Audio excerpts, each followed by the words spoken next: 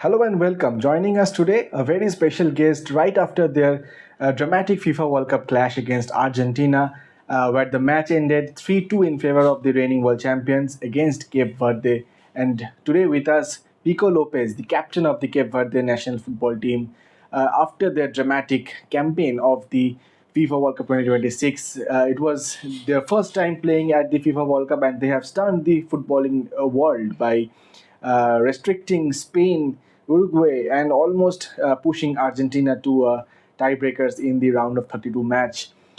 Pico High, the World Cup campaign comes to an end, the adventure ends, but in the most dramatic fashion that the world would have expected, and you have stunned the footballing nations across the big guns of world football: Spain, Uruguay, Saudi, of course, and then that dramatic match against Argentina. How are you feeling today? Yeah, it's a bit of a weird feeling. Obviously, we're disappointed to see it come to an end. It's still quite fresh, so we're hurting a little bit. But I think when the dust settles, we'll realise what we achieved here and what we've managed to do. Like, it's been an incredible journey that we've been on together. And as much as we're sad to see it come to an end, we did what we said we wanted to do. We've come here on the biggest stage in world football, and we've competed and we've shown that we belong here. Yes, it was important for you, right? Just to prove that Cape Verdean football belongs at that level, and this was not just an appearance in the World Cup, but the team has come here to prove that Cape Verdean football also belongs to the highest stage of world football. Deserved our place here on merit, and we wanted to compete and say, like, the phrase that's gone around, which I love, like, we're a small island with a big heart, like, and I think we've shown that in all of our games. Like, games we went behind and managed to come back in. Last night was a 5-goal thriller, which could have potentially gone to penalties as well, like, if something had fell for the last few minutes. Like, but it was always important to show our identity and what we're about, both defensively and attackingly, and I think over the course of the 4 games we've done that. Legends like Zlatan Ibrahimovic, Thierry Henry, they have all praised the campaign for Cape Verde in this World Cup. How does it feel to hear from these legends of world football praising Cape Verde as a footballing nation after this run in the FIFA World Cup? Yeah, look, there's surreal moments. These are legends and icons of football. And like the surreal things for me, I've mentioned it before, like with teams and analysis, like, but you have these people talking about Cape Verde players. You know, like we've grown up talking about Zlatan Ibrahimovic and Thierry Henry, like, and I suppose like the story outside of football is nobody has to ask where Cape Verde is. You know what I mean? You have these like big stars, like, we know exactly where we are and what we're about, and this World Cup has given us the opportunity to show who we are as people as well as footballers. Thoughts on your club, Shamrock Rovers in Ireland? You have spent most of your club career in Ireland. Shamrock Rovers, we have seen them celebrating for you when Cape Verde actually got that spot for World Cup. Thoughts on them? How has their support been? Yeah, look, I'm very proud to represent the League of Ireland. Say that's where I played my whole career, like, and I've always been a fan of the league in terms of like believing in the talent that's there, believing in the good coaches. That's where the people who devote all their hours to try and improve the league and really get behind it. Like, and look, I wanted to probably showcase that as best I could. I hope we've done everybody proud at home. As I say, this is a sort of joint effort of all the hard work that's gone into Irish football over the years. Like, we've had our setbacks and we've had some really highs as well. Like, so in terms of the League of Ireland, if I can get to the World Cup at 34, I'm hoping that future generations will be at many World Cups. Shamrock Rovers are travelling to Malta for their UEFA Champions League qualifiers. What will your message for your teammates will be like?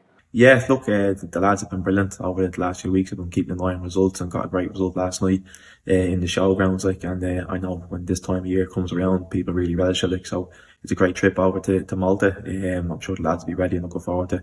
And wishing them all the best, and hopefully be back soon to help them out.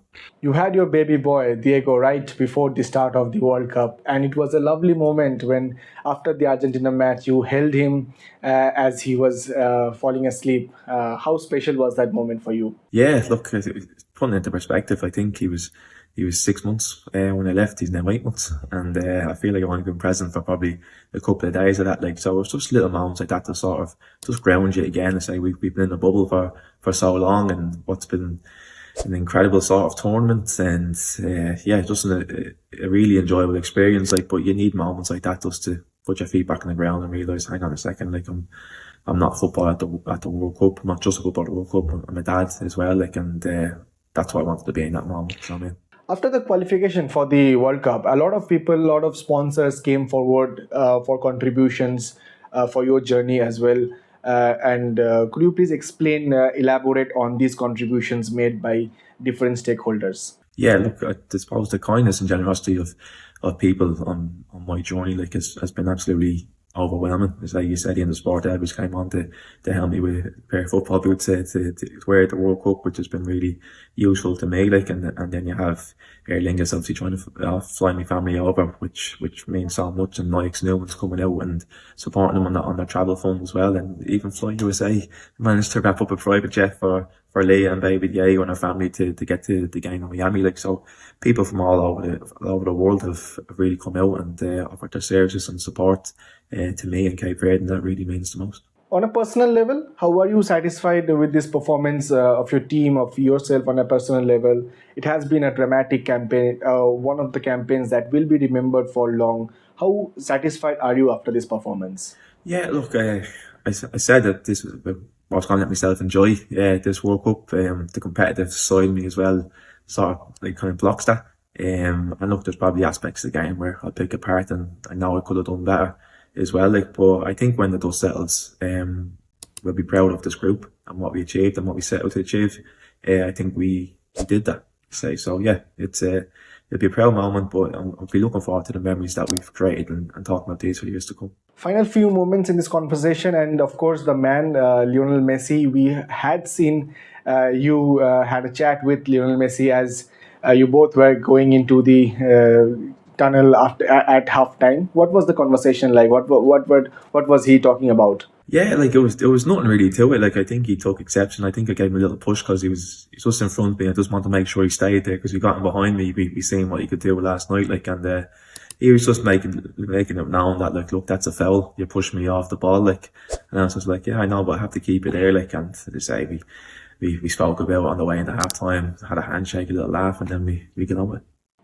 As we're speaking about Lionel Messi, how special was it to share the pitch with someone like Lionel Messi, and of course the Argentina national team, the reigning world champions, are in red hot form?